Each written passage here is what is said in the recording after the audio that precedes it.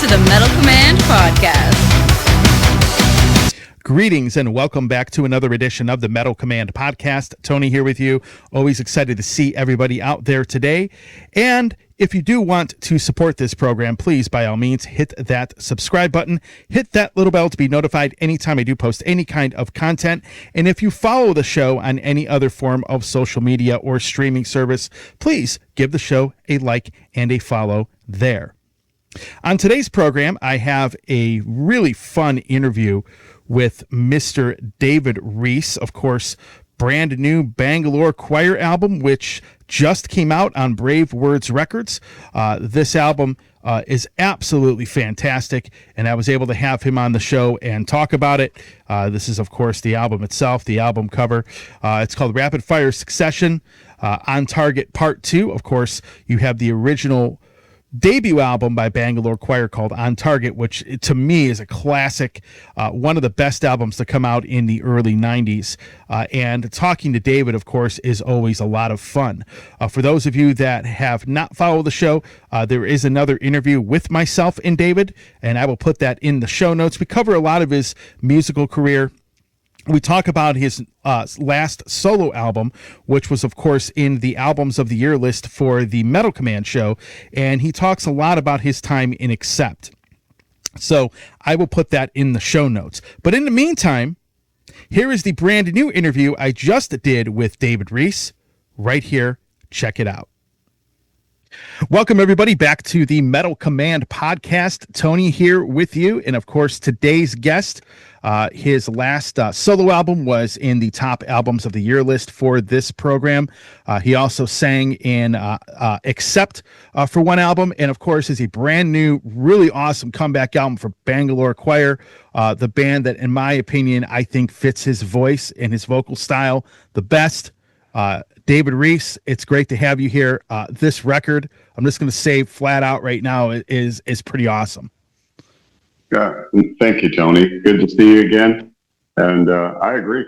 I concur completely. I'm really proud of it, and I'm really happy so far with the reviews and all the media that I'm garnishing from this record. It's been a roller coaster, bro. Yeah, and one of the things that I've talked about, I think when the first single came out, Bullet Train, the thing was, I've always thought that with this actual band, for me, was my favorite band or project that you've ever been a part of. I think your voice and your vocal style suits this music, better than I think anything you've ever done. And I remember the last studio album in 2021. I ended up buying that 4-album box set back then, and I really liked everything on it. I mean, it really wasn't anything that was I consider filler, and so I get to this new album, Rapid Fire Succession Part 2, and you have 16 songs on here that, this album varies quite a lot, but for those that haven't heard this, it reminds me of a mix of hard rock, heavy metal, a little bit of AOR mixed in, and I think that suits your vocal style the best, in my opinion. Well, thank you. That's exactly what I was intending to do. The last time I think we spoke, it was Baptized by Fire, solo record. Yeah. And last year was my first time, believe it or not, playing in France. I've played all over Europe and other places, but I mean, I've looked across the road from other countries and seen France. Right. Why aren't we playing, blah, blah, blah. And so as a solo artist, I had been booked in France, went over there, and my set consists of, 4 or 5 on target, a couple of heat songs, a couple of classic covers. But I'm amazed at how Bangalore Choir on target, everyone knows it. You see their mouths moving, they're singing along. And I'm not struggling as a solo artist, but I'm not climbing past that level. You know what I'm saying? Sure. So I get in the car and I'm driving home back to Italy, and I'm thinking about brands and everything. And I had heard Mike Tramp and the song of White Lion. I know what's happening with the business mantra branding is what it's all about. The identification behind you, the license plate, so to speak. Yeah. The name. David Reece, everybody knows me from my past, what I did, with Accept and all that. That kicked the door open. But Bangalore Choir was my baby when I was fired from Accept. I got that record signed. Then, of course, the tidal wave changed. But I called the booking agency and I said, listen, I'm going to reform, regroup. I want to go out as Bangalore Choir, but I'm going to focus on try to return to form as the first record. Yeah. And when I said that, everybody went, wow, awesome, much easier. Branding, you're right. Because they like me, the venues and the promoters, they know who I am. But they'll put me on a matinee slot and blah, blah, blah. And, that means, 2-ish, 3-ish, 4-ish, that kind of time stuff. And never, unless I'm clubbing it, headlining slot. So by doing so, then the next challenge came. And the reason I decided that was I love heavy stuff. But as you said, I'm a blues rock singer, tried and true. I'm actually started with country music. We talked about it when I was a kid. And my influences were George Jones, Conway Twitty as a boy in Oklahoma. That's all I heard all day on the phonograph. So as I evolved as a singer, my heroes were John Fogerty and Paul Rogers and Ian Gillan and all of that. That's what I was. And when I said that, everybody said, when you sing those songs from Bangalore Choir, we really feel David Reece. So I was like, you know what? I felt it too. So we can delve into the journey of putting this record together or whatever you want to continue on with. That was my reasoning. Right. Yeah, it's interesting too, because when you listen to the On Target album, when you listen to that record, for me, it always baffled me why that album didn't do better than it did and why it took so long for another album to come out, essentially, because I thought it was, I had the power players behind me. I had a record deal with Warner Brothers. I had Howard Kaufman manage me, who had Whitesnake and Heart, and Stevie Nicks. I was doing demos at Stevie's house. I had every power player imaginable behind me. But when the cycle changes, literally 90 days after release, I was told to go home. We're dropping you. And it was like being shot in the face. It was like, what happened? I wasn't aware. I knew of Mother Love Bone. I knew of the passed away singer's girlfriend. I knew her at a media place in Hollywood. I knew of them, and I had met Gossard and the guys from Pearl Jam after, and they were searching for players. They had come to Hollywood and actually tried to steal my drummer. And he's like, what do you call them? They're like, Pearl Jam. He goes, that's a dumb name. And he's like, no, man, I'm cool. Bangalore is really kicking butt. And we had done some, I'd say B-plus touring, and we were planning to kick off Asia and Europe with Whitesnake on Slip of the Tongue. That was where we were going. But then, as soon as they turned the lights off, it was over. But the single Loaded Gun was the most added to radio in years. I remember walking to the office and said, hey, I got a hit, son. Denny Rosenkrantz, who signed Santana. And I hated the song and kind of took it as a corporate thing to put it on the record. And I had Jared Leto as one of the actors in the video. I didn't know who he was. Now he's a superstar. But when you get 144 stations add you on radio day, that's a pretty good indication you're onto something. But all that said, a little band called Nirvana had shipped 600,000 copies the same day I did. And were added to like 3 times that. And the shift was unbelievable. And then I think it was 2 weeks later, we were light rotation and they had conquered all radio. Yeah. It was like, I remember after we were dropped, standing in the kitchen, literally with Piercy, Janie Lane, and a bunch of guys, barbecue, and all of us looking at each other going, what do we do now? It was like nobody wanted to even talk to us. Nobody would take our calls. It was over, man. And You're right, the record, but what the phenomenon was, I was told by the corporate goons with their ties on, that my life was over. But what I didn't know is that across the pond, that grunge had not made a move yet. It took a couple of years to follow us. But Bangalore Choir in the UK and in Europe was stomping. It was kicking ass. I didn't know that. I was told it was dead. So that, hence the reason why everybody knows, about these songs. And then playing Firefest in 2010, I had people literally say, I've waited 19 years to see this. Where have you been? And I'm like, what? I mean, it was a hit record. I had no idea. So, you learn, that's how this business is. It's one man's word doesn't mean law, and blah, blah. Here we are, Yeah. It's funny. One of the things that I had talked about on my show, actually, in regards to another band, is what the market was like outside of the US. Right. And, the Japanese market, the European market, when all that happened. And it was funny because Giles, for those that don't know, Giles Lavery, who's the A&R guy at Bravewords Records, which is where the album came, the label that released the album, he made a comment that, he's not from the States, but he made a comment and just said it's amazing how, like, this kind of music just died overnight. And it literally, that's literally what happened. It just died overnight. And I remember getting into this kind of music in like 92, 93. I was a kid. I was just getting into high school. And I was getting into this stuff. And all of a sudden, I went to the record store one day, and all of these like CDs and cassettes of these bands that I really loved were like half off. And it was because they were trying to get rid of it all to make way for Nirvana and Pearl Jam. That's what happened.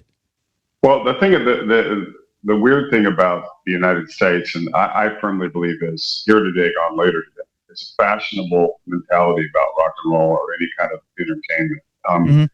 The cool thing about the European market, Asian stuff, is that you can be a well-known artist and throw out a few stinker records, but the loyalty, the following doesn't die with it. Okay, you're going to play your classics that they know and stuff, but even if you throw out a few stinking records, they're still going to come and support you. There's a different mentality of legion of followers over here than in the United States. What I've managed to do with Rapid Fire Succession is reawakened the monster, because Bullet Train was number one at like 97 in Baltimore for 6 weeks straight. I haven't had this kind of radio attention for 30 years, sir. And all over the world, radio has embraced this record, which frankly, a lot of the stations would get those other records you talked about and put me in a light ad and play it for 1 week and then ghost it. It was crickets. Yeah. But this thing just continues to build, and I'm just blown away. People are actually calling me that I was emailing a million times to play my record, going, man, this thing is moving, blah, blah, blah, blah, blah. So I'm happy to see that transition. But you're right. I remember the darkness. I remember, Stone Temple Pilots walking out of my apartment in West Hollywood and seeing their second album, number one at Billboard the day it was released, and posters all over Tower Record. You couldn't even see inside the building. Yeah. Was, I saw Soundgarden, when the first record came out at the Palace. Yeah, this guy's amazing. Who is this singer? It looks like Jesus Christ. Oh my God. Yep. But then I saw on the other side, there was Pantera ripping the roof off the same place, going, wow, metal's still alive. But, that whole transition, I knew in my heart that this can't last. This is just too quick. And I gave it about 5 years, and I was pretty accurate. What are there? Survivors of the singers, sadly, in that business. We got Anthony Kiedis and Eddie Vedder. They're still around, but everybody else is dead. Yeah. I think that we committed self-suicide. We shot ourselves in the head, dyeing our hair blonde, wearing the clothes and all that giant stages and Marty Callner production videos and 50 chicks in the dressing room and this pretend lifestyle that your average person on the universe cannot identify with a guy that can click his fingers and I Dream of Jeannie. And then you get a guy from Seattle with a flannel shirt that hasn't had a bath for 2 weeks, who has no food, talking about how miserable his life is. That was a cultural change because there was a lot of single parent homes that were coming into the fore, and kids identified with what he was talking about. That's what it was. We killed ourselves off. We kind of deserved it. Because every band had that big special ballad. You know, you had to have the power ballad. There is this love. Everybody, you know, talk dirty to me. All those things that were going on for, 8 years? Nonstop. People burned out. And I believe it was self-inflicted in some ways. You know, it wasn't about the music. It was about how big the stage was and how many lights were there. And, you know, the guys that were producing that stuff were making way more money than the bands. I mean, it was insane. Yeah, it was definitely a switch because I really never got into the grunge stuff was okay. Like for me, the band that I really liked that came out of that scene, which I didn't really think they sounded like as much of a grunge band, was Alice in Chains. They were just a little bit of a different Bingo. Yeah, that Bingo. Of that crop of bands.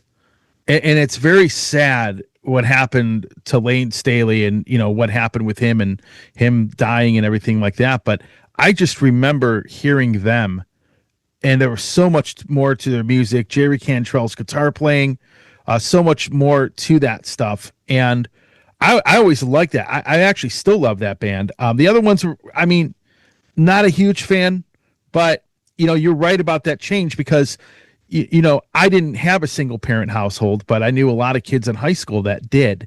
And a lot of them identified, you know, with that music. Like for example, we used to have this local thing here in Cleveland. It was called the Freenet. And, you know, you could chat with people locally. Some people could, it was like the first version of the internet. And, you know, a lot of people that were in high school that were on there identified with the exact same thing you just referenced. And they were huge fans of those bands, whereas I wasn't, you know, not because I hated them. I just got into this style of music and heavy metal probably before that. And it was one of those things where I never really fell into that at all. Yeah, you were, you know, and we were all outcasts, and you probably were too. I mean, because it's a stylish kind of thing. I mean, guys like me were called dirt heads. And, you know, I mean, it was just weird. I mean, I still have anxiety about those days. I get it now that I've matured musically. My wife and my stepsons follow Korn and Slipknot, and they're huge fans of that era. So I'm exposed to that music in the background in my household, and I get it. And as a singer, if you listen to Lane or Chris Cornell, I mean, give me a break. I mean, I can't do that stuff. I mean, when Alice in Chains released Dirt, how far, there's no more than perfection is the only word that pops into mind. And that record was legendary. To this day, I could probably recite The Rooster and, you know, The River lyrics to you. I mean, it was just, what in the hell is this? I played it until I wore it out. Yeah. But as you say, there was like the hair metal scene. All of a sudden, you got all these spin-off bands that are following that. Let's go where the signings are. And a lot of bands that didn't have that realism that AIC had or Soundgarden had, and they really didn't reinvent the wheel. They were playing Tony Iommi riffs, you know, with a darker lyric. And I also think the drug culture had changed. We went from cocaine, staying up all night, to heroin. Yeah. And a lot of kids were playing with that game. And then they identified with, man, I'm a junkie. He's talking about me. Somebody understands me. So, you know, it's all an identity thing, I think, especially in America. They don't really get off on the big hair, big party bands here in Europe. It's if you're real, they're with you. Yeah. They know if you're fake pulling it. You know what I mean? They know if it's a real rock and roll band. Sure. So what inspired you to do this next Bangalore Choir album? You obviously, it had been a few years, but you obviously had a lot of songs to put on this record. And I thought you did put out that 3 CD box set that had all the studio albums where you had some spoken word stuff. And, I think there was the edition that had like the signed cards and things like that. But, I've always thought that this was like the bread and butter band for yourself. Excuse me. Giles Lavery, I give credit to for that multi-pack thing. That was his brainchild, which I thought was really intelligent. That thing sold like crazy. I got a bunch for myself and doing the merch. They were gone. I mean, it was like, oh, I get them all in one. I'll give Giles. Giles is really good at reinvention. He knows what it was really good then. It's still really good now. I actually, when I decided to do this, called him and told him, he's like, thank the Lord, this is great, but it has to be on target, Dave. I go, I know. So try to put yourself back to 1991 in your brain. I forget what I had for breakfast yesterday. So I sat and studied on target pretty intently, going, what was I thinking? I don't remember. I was hungry. I was doing this. I was out to prove to the world that except would not destroy my life, that I can do this on my own. So I lived with it for a couple of days, and then I called my weapon of mass production, which I call him Andy Susamil, who's been my partner in writing for years, and a dear brother to me, and told him of my vision. And to be honest, the first 4 or 5 attempts, it just wasn't there. I said, Andy, we got to listen to Slipping Away. We got to listen to Angel in Black. We got to get right now. And actually, the first song that he sent me as a riff that finally clicked was Driver's Seat. I said, there it is. There's my new shit Slipping Away. So I think I wrote the lyric in about 15, 30 minutes. Ran down to my local studio, tracked it. Then I went back the next day and re-sang it, and it was done. I said, there we are. And then it's weird because when him and I get on a roll, it starts falling out of the sky. And we wrote. There's 16 on the album. I think there was a total of 26 songs that we wrote together, and I wrote with other people in about 6 weeks. It was nuts. I was so manic. I mean, I could not get away from my little workstation here. Which drives my wife insane. Yeah. Well, first of all, that's a lot of songs. I mean, there's 16 tracks on this record. Yeah, and that kind of scared me. I was like, I've read one review last night from Norway. When they saw, Act 1 and Act 2, oh God, I've got to review this. But they were actually pretty cool about it, saying this record is strong through and through. They criticized the length, but that was another brainchild of Giles because we had so many songs. What are we going to do? And he said, let's do Act 1, Act 2, kind of assignment thing, a Meatloaf thing, a concept thing. But the songs have to kind of work together like a story. Which is, to me, I don't even know what's going on in my head, to be honest, until a song's finished and I go, oh, it does kind of go with that next song. I don't write novels, so I'm not like Stephen King, and writing trilogies or anything. I just write songs. So I got lucky, and I owe a lot of it to a lot of other people. It's not just me. I mean, I needed that backup to get where I am on this record. Right. So I will tell you the length of the album does not matter to me if the songs are all good. Thank you. I'm just going to flat out tell you that. It doesn't matter who the band is. Right. I mean, I remember there was an album Dream Theater put out that was pretty long. It was pretty long. It was called it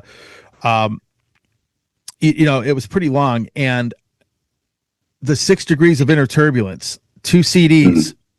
I love that album, and it didn't really matter to me how many CDs or how many, if it was a double album or not. Do I like the whole thing or not? When bands do double albums, then okay, I can name bands that in the past, in my opinion, they put a double record out, say half the songs are good. They probably should have left half of them off and done one CD. And there's cases where you have 16 songs on here.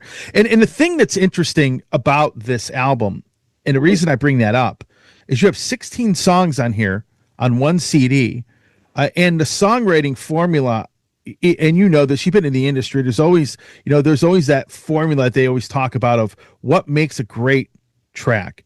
And a lot of people that are songwriters will say that length of that song, somewhere between 3.5 to 4.5 minutes. And most of the songs on here are like that. And you've done that essentially here, with a couple exceptions, but I think I don't see a problem with the length, because if the songs are all good, which they are, why does the length of the album matter? That's just the guy that started this whole madness was Prince. I think that one CD had 18 tracks on it, and they were like 2.5 minutes. I mean, yeah, but the guy was a friggin' genius and had so much going on in his head that he had to put it on one record because it all made sense now. But you're right. I mean, the Dream Theater thing, a lot of people criticize that weren't Dream Theater fans, but the people that got it really got it, and they still listen to it. Yep. And they can actually tour that whole record, just play that record. Yeah. So that wasn't my intention, but really, I mean, leading off of what you said, when it starts coming, for me, it's a manic kind of thing. I got something to say, and I force myself as a songwriter to do something productive every day, whether it be rehearsing here alone, or at band rehearsal, or putting my pen to paper and just putting it in a pile. It's just a bunch of crazy words that this might work somewhere. And I went through a lot of that stuff and said, wow, that might work. And just start singing along with the riff and go, yep, that works. And I didn't AI anything. I just said, because like we talked earlier, you're going to have the future thing going. But I got a lot of friends now that are just saying, write me a song in this key about this title and blah, blah, blah. And they write this killer song, and I'll call them and say, man, that's great. And they go, yeah, thanks to AI. I'm not going to do that. So I try to be real as much as possible. I don't know, I'm babbling now. No, it's fine. I think that if you were to leave any of these tracks off, you write another album, those songs are probably going to be pretty good, but they may not fit what you have in that next record. Then you have to think to yourself, then what do I do? Right? Yeah, well, that's the kind of the beauty of what I've got in surplus. I mean, with the way I would think, even though I have like 8 or 9, maybe 10 laying around, they would be essentially act 3 and 4. If I proceed with this, the way this thing is going, it's likely that some of those will make it. Maybe not. Right. Maybe I'll have a fresh set of ideas, which is even better. I've got songs from 40 years ago that I never recorded. So you spoke about, the songs kind of having sort of an underlying meaning, with each other in a concept. What kind of concept did you have, as far as what you wrote about on this record? Well, the first track, How Does It Feel, is kind of similar to Angel in Black, the groove. And I knew Angel in Black was such a great song live that everybody knows it. The great Steve Plunkett wrote that. And that's basically, to me, about, you stuck it in my back. Now I'm watching you have it done to you. How does it feel when the tables are turned? How does it feel, And then driver's seat is basically, sometimes I just got to get away from this desk and get in my car and take off and, take a breath of fresh air. Bullet Train, I've never been to Japan, so I always wanted to ride the bullet train because of the stories I hear. But I kind of turned it into a bullet train to nowhere, the spin cycle of our world we live in. Yeah. Then you've got songs like Swimming with a Shark, which is kind of tongue-in-cheek, which was originally I recorded as a punk song with a guy named Marco Pittori out of Switzerland. I did it during the COVID lockdown as a need to put sustenance in the house. And I really wasn't a fan of the song, but Giles, bringing him up again, he loved it and said, Dave, if you put a Bangalore Choir bluesy hard rock voice to that and sharpen it up, that could mean something. So that one's basically about meeting a psycho woman from Greece in San Francisco, and kind of like tells the story. It's kind of funny.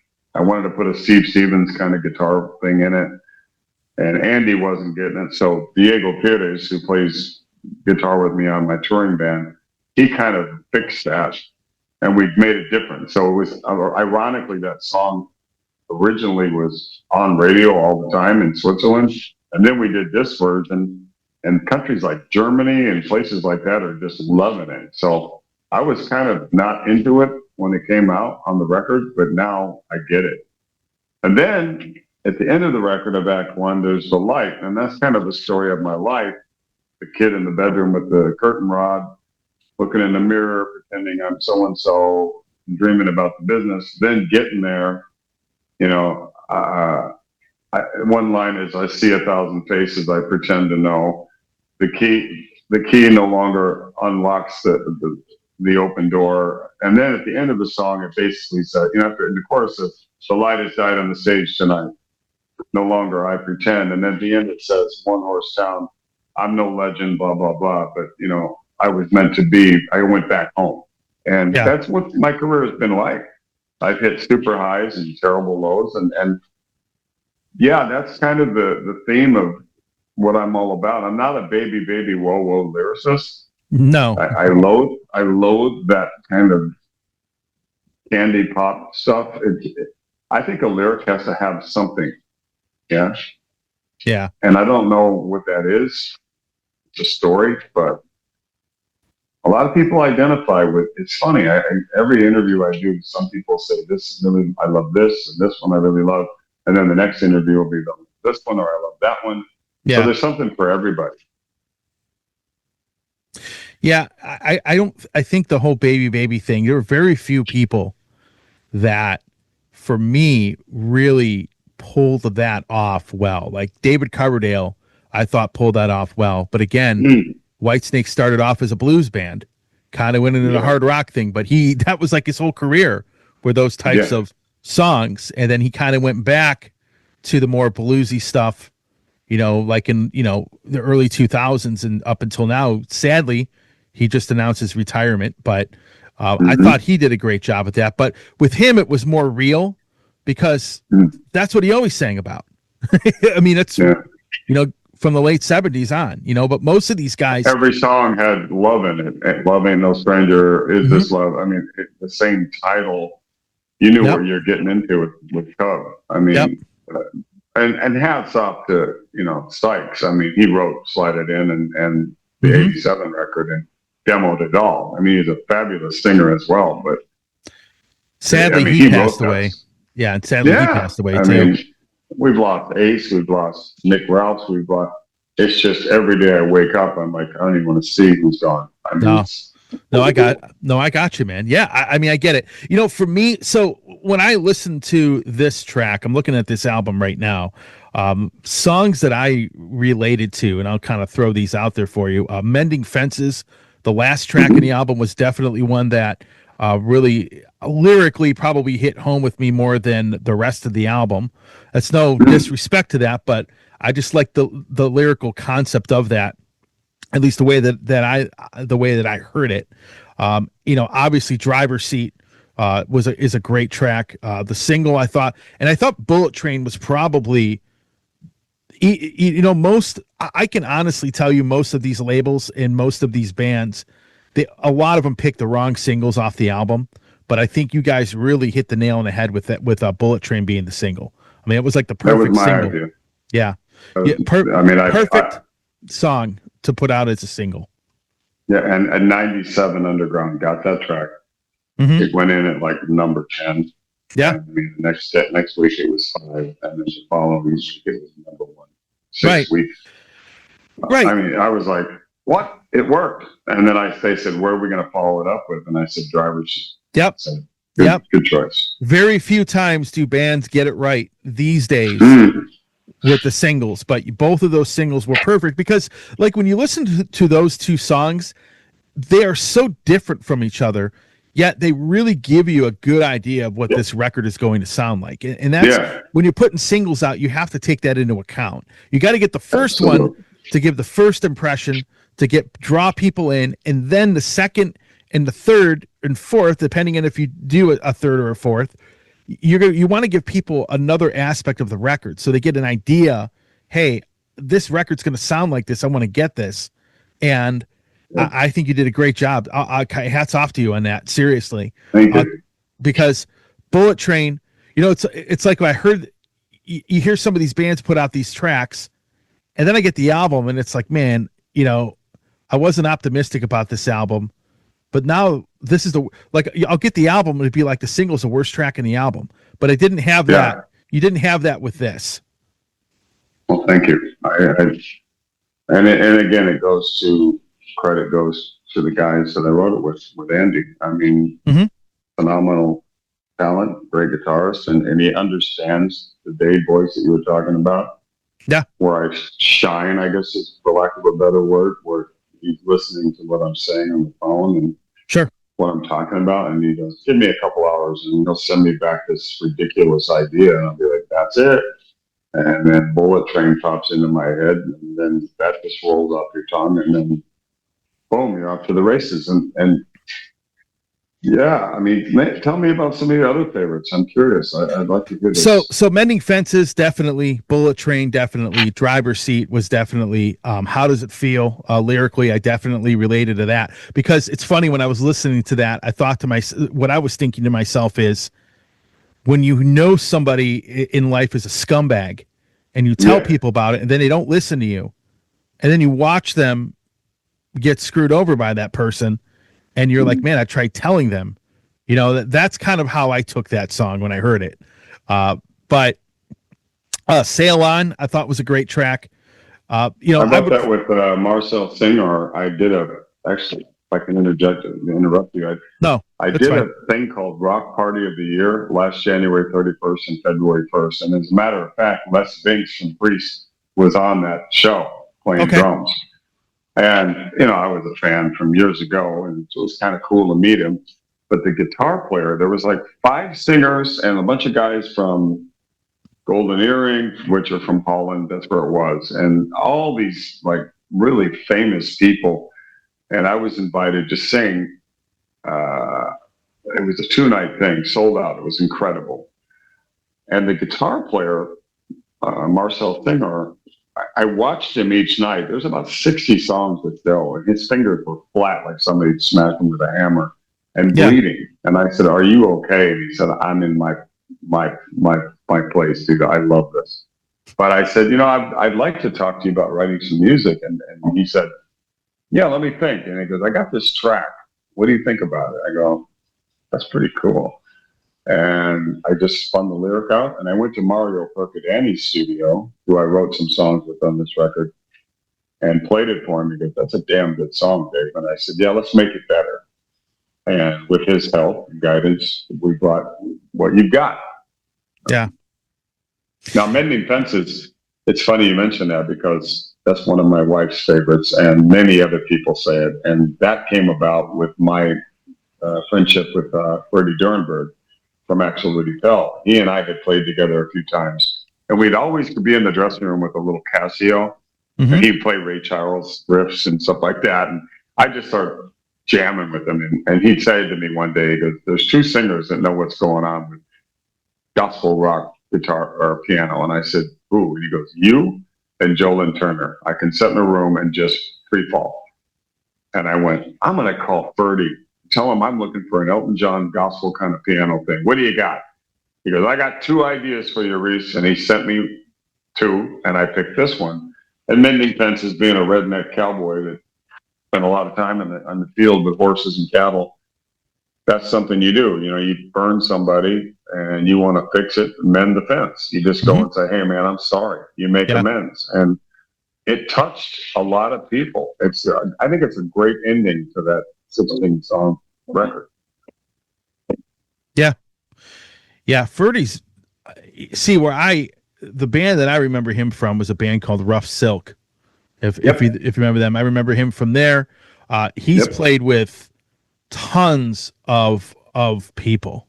Like he did some very unknown stuff with an very unknown album with Halloween's bass player Marcus Grauskopf many years ago.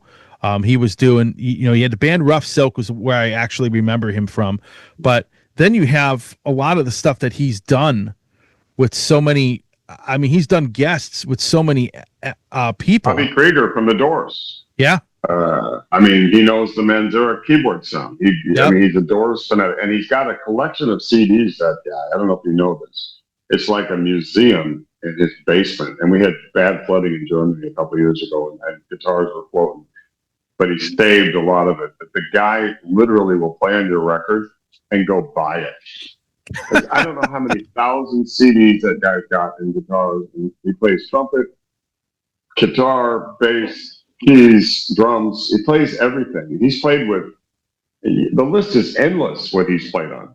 He's a sweetheart of a man too. Yeah. Yeah. Phenomenal, a phenomenal player. I mean, he's played with lots of different groups over the years. And, Axel Weird Appel is one people know him from, but it's not even just that. It's he's like the king of the European keyboard player, like king of guest appearances, because he's probably played on 200 albums, if I'm going to guess. At least. Yeah. If not more than that. So yeah, it's interesting. I haven't heard that name in a long time, actually, but I love him to death. I do remember the Rough Silk albums, back in the 90s when I started the show. He's got a band called Berg Hart right now that he's playing with, the duet that he does off nights with. It's a kind of acoustic weird thing. He's also got a punk band. They all dress in like pajamas, like onesies. it's crazy German language. I mean, hardcore punk. I mean, he's all over the place musically. Yeah. So I love him.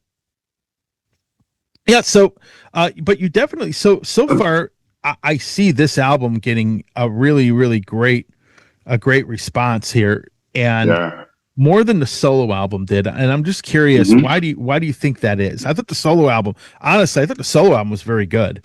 A little darker musically, obviously, but this is getting lots of responses. I think the brand really helps, but I had a couple of Bangalore Choir records over the years in between, like the last one, Thunder Mass. Back to Life was my favorite track on that record. I wrote that with Mario Percadani, but I'll be honest, there's 3 really good and 7 fillers. But I said to myself, if I'm going to do this, I'm going to do it right. And I don't know what I'm doing, but I felt when I'm singing a song, you can look at this behind. I can't produce myself because everything I do is great, right? Singer ego, I guess. Yeah. And I can walk by my studio and go, I'll sing it later. But when I'm recording with guys like Ricardo, my bass player, you see him scrolling through his phone while I'm vocalizing. And I know it's not touching him. You know what I mean? But when it works, his head pops up and he's doing this. And I know before I go in there if the song needs to be recorded now. I've learned that over the years. I can plant my feet in the ground and put it on. I know it's a good song. And all I can say is, Tony, it's luck. I mean, but you have to have a plan too, right? And if the flow is right. Like I could say those other BC albums, there could be 2 or 3 pickers and then 7 fillers. I mean, I'm honest enough to admit to myself, this isn't hitting it like it should have. Like On Target was exceptional. And to this day, people bring the original copies to autograph. I've seen them in the CD long boxes they used to have that put in the vinyl rack. They have the paper box and they gently pull it out and I sign that and then they slide it back in. I've seen those on eBay go for as much as 2,000 euros. Yeah, I've got 2 of them that my mother actually saved just for nostalgia value. I've got Eat as well like that. But with this album, I've just been really lucky, and the timing is everything. We can talk about that as well with touring and stuff. Whatever questions you want, ask all of them. Negative, positive, I don't care. So you obviously know the music industry pretty well. And I don't know if you saw this headline, but they had a country song that was number one that was created by AI. Just curious what your opinion is of that. It terrifies me because I heard that song and it was excellent. And there are so many great artists that write songs that nobody's heard. But for a computer to be told, put it in this key, this storyline, this amount of time, this length, similar to George Strait, blah, blah, blah, or Blake Shelton, I want that. And that damn thing will produce you like 10 versions of the idea. And there's actually AI charts being talked about. That scares me. You take the humanity out of music, we're lost. Because for me, I got a lot of stress, bro. I don't know about you in your personal life, but my day is emails, trying to book shows, dealing with liars. I deal with a lot of liars, a lot of talk, lip service. But for that headline show in France of the 5 I did last, that 90 minutes, 70 minutes, I don't give a shit if the world blows up. I'm in my element. Yeah. And without that human part, if music is taken over by robots with AI that are performing, that are actually playing, and it's not even a real band, or it's a band where everybody's passed on and they've made robots that look like them that are playing those hits, you know what? I'm walking out. I'm leaving. I'm not doing it. I had a real problem with the hologram thing with Ronnie. Thank God they never proceeded with that when Dio died. I thought, don't do this. Don't do this. No. Yeah. No, it's a frightening thing. I watched Beato's talking about AI and you know what songs are hitting the charts, and it's all computerized. And there are so many good writers, books, movies. They're writing movies with AI. It's all AI produced film. I mean, it's nothing. There's nothing real about it. I can watch movies now on Netflix and go, that whole background, they're just standing in a green room, you know, and doing the action scenes. There's nothing real in the back. You can actually tell that it's fake. You know, cars don't blow up like that, and trains don't leave tracks like that. I mean, you know what I mean? Military movies and stuff like that. I mean, it wigs me out. Yeah. But sadly, in the day and age we live in, it's an acceptable realm for those that maybe they just don't give a shit. It moves them, so they go, yeah, so what? It's AI. I like it. Yeah, I've always viewed AI as not something like I would never use it as, hey, create me this song that sounds like this. I would use AI for the purposes of, say, this show. I want to divide this up into different segments. Bam, put it through the AI generator and it does it, right? Yeah. I have known people who have, written songs using AI, but they don't use it to write the song. What they do is they write a song and they don't have the singer of the band in front of them. They kind of say, hey, can you have someone that sounds like my singer sing over this so I can kind of get a gauge of where this song is going to go, whether I think it's going to sound good. And then when they like it, they send it to the actual singer and he does it. So I know people that do that. But to go out in the 60s, they Tina Turner, they would send, I know singers that sang all the stuff that she would listen to, but that sounds like me, because the singer sounds like her. And there's actually, now that you brought this up, I forgot to forgive me for interrupting, but somebody called me a couple of weeks ago and said, there's a track out, an AI track with your voice singing these lyrics, and it's David Reece. And I'm like, what? I don't even want to hear it. But I look at how ironic the title is, artificial intelligence. It's artificial. I mean, so that says it all to me. It's not real. It's like artificial flavoring, and that alone scares me. Artificial intelligence, whoa, that's strange, but it's the world we live in. Yeah, then Then you have artificial general intelligence is when it starts thinking for itself. Yeah. And then, when you get computers that start going to war with one another and say, you know what? Yeah. This country needs to go, and they all agree. Right. And they convince. It's like who knew George Orwell and whoever in the Terminator, who could be like a prelude, That's sort of to the point. future. Yeah. Why do we need a computer to create that vision of a Cameron or Orwell or someone like that who has a vision in their mind of what they want to create? I mean, and Schwarzenegger, all of those people getting together and writing that script. Give me a Clint Eastwood storyline, no matter if it's a Western or the Bridges movie with Meryl Streep. That was deep. Yeah. Yeah. So why do we have to take the short road when there are people that can create that? Mm-hmm. Yeah. Yeah. That's just my opinion. This could go on for hours. Well, let's put it this way. In the music industry, the one thing that is you could do, and I've discussed this before, is it could also flip into a marketing thing. Like someone writes a song, writes an album, they record and produce the album, and then the marketing thing is just so you have a marketing slogan, non-AI music, and you're going to have a crowd that's going to gravitate to that who doesn't want that. So in a sense, you could actually market yourself that way. That's one of the things that I've told people that they should do. When this whole thing starts really getting a lot bigger than it is, because you go out there and say it's a selling point, right? I'll give you an example. Yeah. So I don't have it sitting in front of me. My photography, one of the things that appeals to people is that I'm shooting it on a 40-some-year-old film camera, right?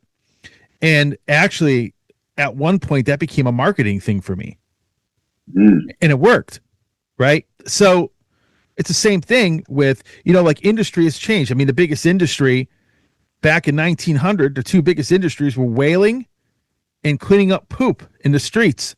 Those are like the two biggest industries, in this country. And then obviously gasoline, and cars ended up obviously making, street clean people, poop cleaners, whatever you want to call them. They made them obsolete. When you had oil, you didn't need whale oil anymore. And then because you didn't need horses, right, to transport anybody, you had automobiles, and that created a whole nother industry out of that. And then as that evolved, you have other industries. So it's hard to say like where it's going to go. But if I were to guess, in music, I think what's going to happen is people are going to use it probably as a tool in a sense. And I think that people that are going to create something from just themselves, what they're going to do is market themselves, non-AI music. Non-backing tracks. I mean, I'm not lip syncing. I mean, touring as a singer is not an easy feat. Not at all. You're not physically, and we got little things called flus and stress, all those things. That's why I hone my craft, and I'm still able to sing a little bit at my age. I'm 65 years old. Mm-hmm. Had I not stopped drinking 7 years ago, I don't think I'd be doing what I'm doing today. I mean, it was habitual destruction, but I'm like a soccer player. Their knees go out at 35, and they're coaching, or they're in the sports medicine. But it's just the body is the body, and if it's real, it's real. But I will not, if it comes down to it, where I'm booked and I can't do it. I'm not going to stand there with my hand covering my face and then smiling at the crowd and then doing this with the guy programming my set, because I know a lot of guys that do it. And they got to get paid. And I know maybe if there's a bad day, I may have a ghost track where I'm sick as hell and I got to go on. Because, and the other guys got to make their bones and get paid. They can go up there shitting in their pants with diarrhea, flu, and play guitar. Just don't turn and look at the audience, you're back to them. But me, there may be some safeguards there, but we've kind of crept into AI when we got into Pro Tools. We got into sampling. That was the beginning of the decline of the humanity part of it. a beat detective and all these things, these drummers programming things and some of their beats. That all started this. And now it's evolved into this, what could be an ultimate destruction of what we're talking about. But I'm not going to go up there and fake it. And Coverdale retiring, I thought it was overdue. I had great respect for the man. I went to see him like, I don't know, mid-2000s, and I could tell it was over. Mm-hmm. And about a week later, Paul Rogers came out solo and didn't have an opening band and said, "Good evening." And it was 4 guys playing rock and roll, and he was singing with a voice from God. And I went, night and day. I mean, Coverdale, in my opinion, with all due respect, milked the last 10 years of his career. I mean, he was canceling shows, but he kept screeching like a cat and having the audience sing 90% of the show, and then they were doing 20 minutes of guitar solo.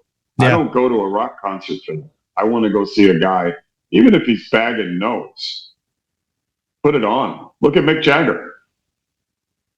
You know, I mean, 80-something years old, and it's unbelievable. He's a freak of nature. I mean, Iggy Pop, there's another freak, Billy Idol. I think Mick Jagger and Keith Richards, I don't think they age, they evolve. You know, they'll be around. We got to figure out what kind of world we're going to leave for those 2 guys when we're gone. I mean, it's just... You know, I remember watching, I don't know if you remember watching this. I remember when the Rolling Stones played the Super Bowl, and I watched these guys walk out there, and they literally look like, you know, almost like the Crypt Keeper. And then all of a sudden, Keith Richards just starts going off on guitar, and Mick Jagger's like, and I'm like, my God, these guys are like in their 70s. Yeah. And they sound like that. It keeps them alive. Imagine if they just stopped. You'd be reading in the headlines, Keith Richards passed away. Yeah. That's what keeps him going. I mean, he is the real deal. And how many thousands and millions of guitar players were inspired by him? And he was inspired by it. The Chuck Berrys, the Howlin' Wolves, all those guys, you know, didn't live to be 30 years old. Mm-hmm.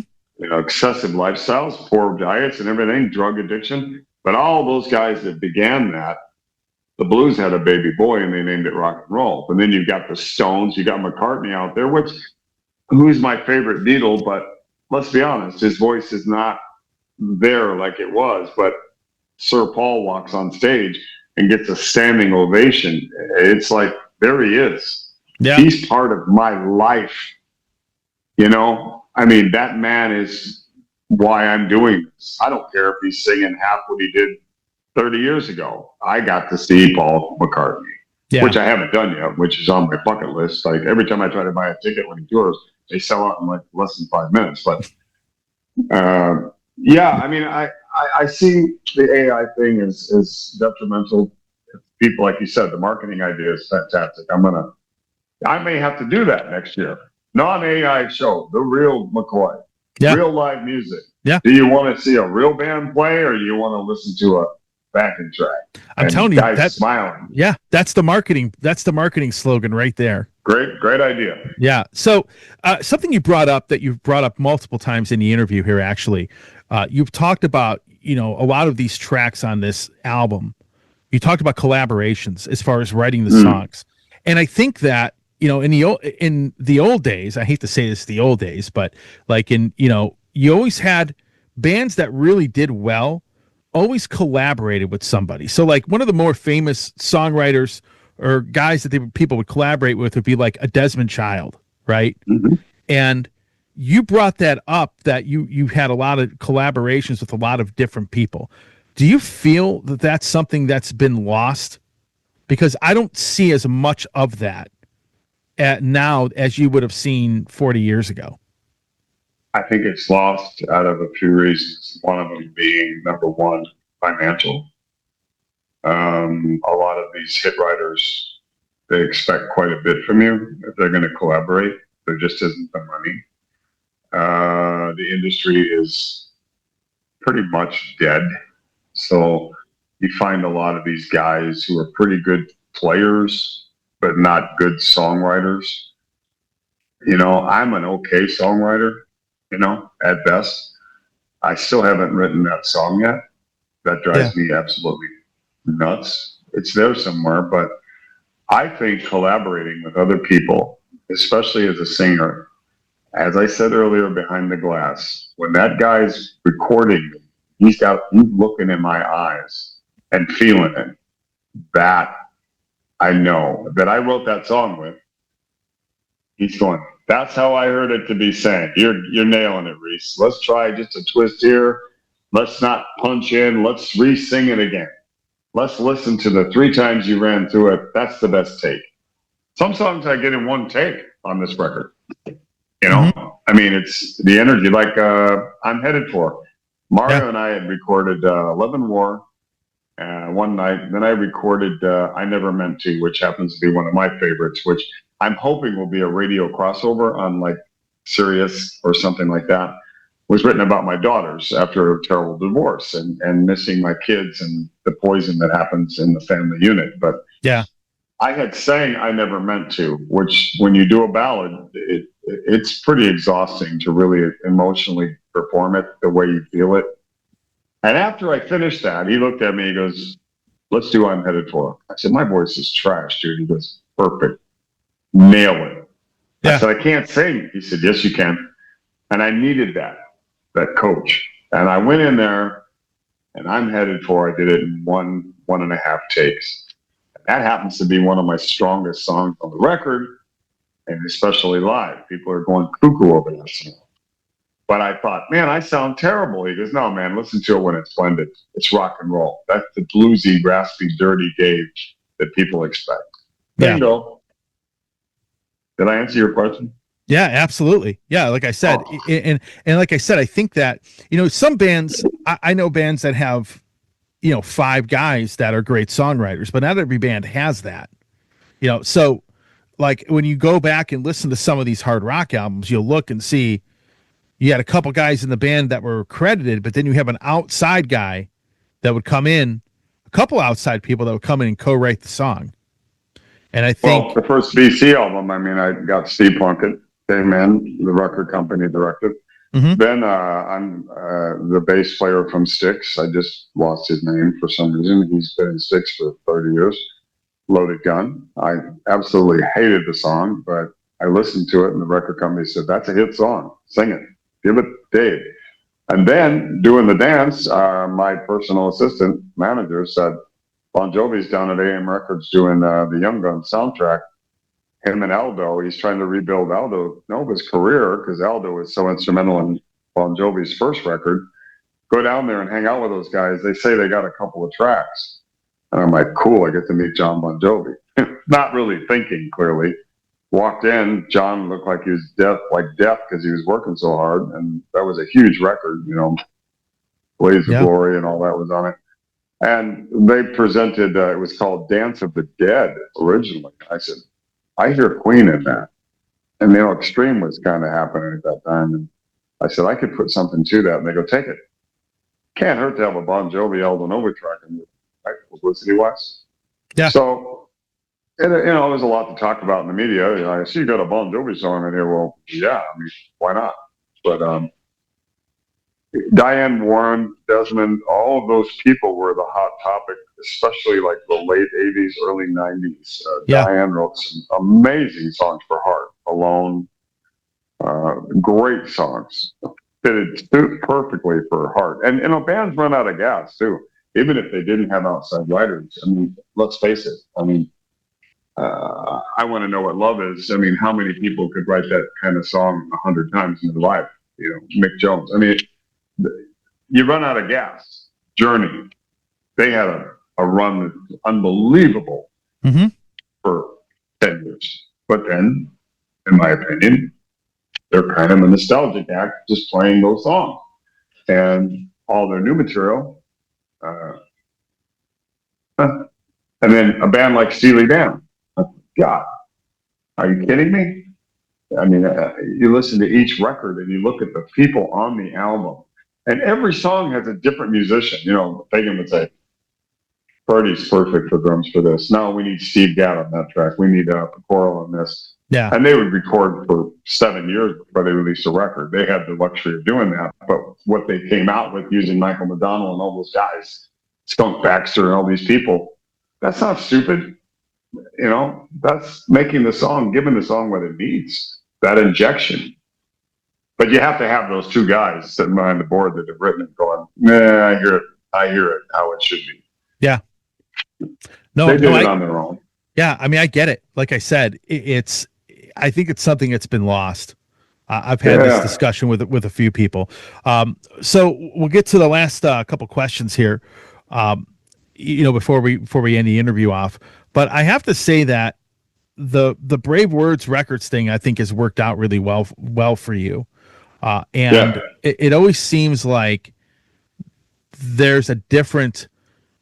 They have a pretty interesting, not interesting, but a very different way of marketing bands. Not afraid to try anything different. Well, bingo. In consideration of doing this Bangalore Choir thing, my options are up with the other label, and every time I did a record with them, I'd go to this plateau, and then, because in media, like you see this hype campaign for 4 to 6 weeks before release. Day after the record's hit Amazon, crickets. And I said, I know Brave Words has a team of guys that have been in the industry 30, 40 years. Mm-hmm. They know what doesn't work and what does. So I was so ignorant to the social media part of where we are now in the music world that Brandville chewed on me pretty good. And your platform sucks, Reece. We got to build this. So I'm glad I made that choice. And I did it for nothing as a budget. And I had a team of guys that I know that respect me, Reinvention, Giles, Henderson, Michael Brandville. I mean, I got a list today with your interview included. There's like 12 interviews coming up in the next few days. And then I'm off for a major tour in a month. It has been fantastic. And the cool thing about Rapid Fire Succession is you've got Act 1 and Act 2. So you can talk about Act 1 in an interview, and a lot of the people are asking you to come back a month or two later. Let's do Act 2 after the record's been out in your home from touring. Let's talk about Act 2. So that gives me a platform, you know what I mean? And that was kind of my idea. And then I presented it to them, and they go, yep, that's going to work. So yes, I think Brave Words is a label that aren't afraid to talk directly to you. You can reach them. They're not going to blow the smoke and do the routine, regurgitated circle of media. And, I mean, Brandvold's at the KISS thing this weekend. I mean, today I literally got your notification for this interview like an hour before I emailed you. And there was a list of 10 more behind it. I'm like, he's working. Mm-hmm. And it's Saturday. He has a great setup for how he actually books those. And for those that are watching this or listening to this, in the show notes, especially if you're in a band that is of any kind of notoriety looking for a label, there's an entire podcast with Giles and Michael about how they do things and about the label. I'll put that in the show notes. Like 4-part series, isn't it, or something? Well, I always do the full interview, then I cut it up into spots. But and the interesting thing is that Michael and I have sort of had a very similar experience, when we ended up getting into doing this kind of stuff. We could, because it all started in like the late 90s when the internet first went up. So him and I, we have a very similar start with that. So I'm able to relate to him when he posts a lot of things, or when he does, his music industry podcast, or he does the Three Sides of the Coin podcast, because I was there, man, in the late 90s doing stuff for bands, and it's fun to talk to him because he's not afraid to do different stuff. Very few people that are doing this. I can name maybe one or two other people that are really not afraid to try something new. And if it doesn't work, it doesn't work, but you're thinking outside of the box. And I think that's what I love about what you're saying. Exactly what we were talking about earlier. You've got kind of connected to the AI thing. Yeah. We as the human species have the capacity to to think outside of the box rather than somebody else doing it for us on a more organic level where, you know what, I'm going to try this. Like you said, you want to hear a real rock and roll band? No way I involved. This is the real deal. I may suck tonight, but I'm doing it. And like I said, the boy chewed on me pretty good with my platforms. And he's broadened my horizons. I've learned it. Yep. Things that I never even knew about. So I'm grateful for that. I think I made a great choice, and I hope we have a fruitful relationship with each other. And, you know, they're connected to Global Rock Records in the UK. And Brian and Robin are really involved with them as partners. So it's a strong organization. They're not afraid to take chances. Well, I will tell you, I've been at this. It'll be 28 years in 2026. Woo! So I can tell you I've watched it all evolve, and those guys are legit. They're the real deal. Yeah. You know, because I've been around. And they're not dumb. They've got an eye for talent. They know if you follow the mantra and the lead, what they're thinking of how to market this thing that we do. You better be willing to listen, because I know a lot of bands that will not.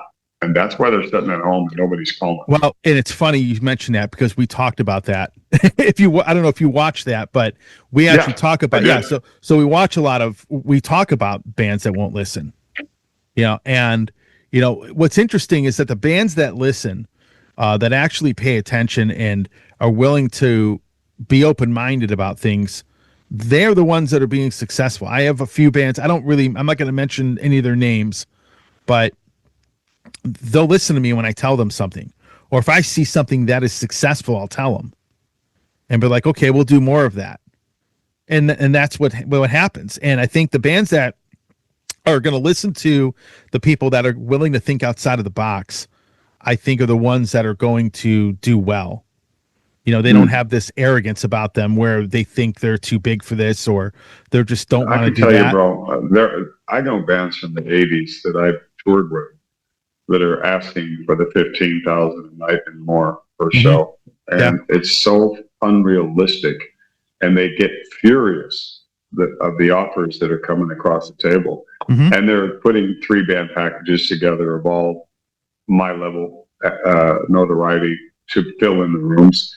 But they, for some reason, believe that they should have all of these extras added on. It ain't 1985 anymore. No. And those are the bands that are failing. And they're bitter. They're not creating anything that's listenable. And that's their problem. I'm happy. I mean, I make mistakes every day, as well as you probably do, but yeah. I need a record company to choose on me, not in a corporate matter like, say, Giant Warner Brothers did, where it was like, you know, they did a bunch of blow and I got a hangover the next day and they're in a bad mood and they're cussing at you, you know, because they forgot to do what they said they were going to do, and somehow it's my fault. Yeah. You know, it's not like that. No. It's not like that. I need to surround myself with people that like-minded, who are after the same thing. You know, because this thing isn't dead, because we're talking about it. You know, there's people out there that think like you and me. And if it was dead, you wouldn't have a platform. And then I wouldn't be singing and making records. Right. You know? Absolutely. Really quick to end this off, you have some shows coming up, I'm guessing. What do you have coming up? What do you have coming up right now? Because I know you're going to be on the road at some point here. November 25th, we start with Girls School in Alcatraz. We kick off on a pretty grueling 14 nights, I think, 1 day off thing. Alcatraz with Giles is actually in Scandinavia tonight. Girls School. They're up there for like a week, I think, and then we meet up with them at the end of the month, and we kick off in Belgium and going through Germany, Czech Republic. It's a great tour. It's actually, those two bands are packing out Scandinavian shows right now. Yeah. They're on a cruise ship tonight, I think. They're playing a cruise show. For the right. And for those that listen to the show, I just had a recent interview with Jimmy Waldo from Alcatraz. Oh, right. And Jimmy's actually got a lot of connection here in Cleveland. Believe it or not, he knew a lot of places on the east side, and he grew up in Ohio, I believe. So yeah, we talked a little bit about that before we did the interview. But there is an interview with Jimmy. There was an interview with Giles a few months ago where he talked about that and other things pertaining to Alcatraz and, of course, the Dragon's Claw album that he sang on and a few other things. But, yeah, I met Giles. Until I met him, Dragon's Claw. He contacted me in like 2010 when he was living in Australia, asked me to do a duet with him on one of his songs. I'm like, sure. And that's how we met. And we've been friends, oh God, 15, 20 years. I've known Giles forever. And I wish him nothing but the best. And Jimmy, I've done some records with. Jimmy played on this record. He did. A couple keyboard parts. Yep. Yes, he did. Yep. So I'm looking forward to seeing those clowns. I mean, everybody likes each other, so it should be pretty comfortable. Yep. For as much comfort as going to be around, because it's going to be pack a man and get going, you know? Yeah. Well, I got to be honest, man. It was fun to have you on again. I definitely really love this record. Again, anybody out there, Rapid Fire Succession Part 2, new Bangalore Choir album. It is out, and I'm really digging it. Definitely a lot of great melodies in it. Just a lot of great songs. The songs are more straight to the point, but it's kind of a mix between heavy metal, a little bit of AOR mixed in there, and I definitely dig the record. I think you've done an outstanding job on this. You know what? Thank you, brother. I appreciate the interview, and I wish you nothing but everything you're going for. And if there's anything I can do to help, you know how to find me. Absolutely.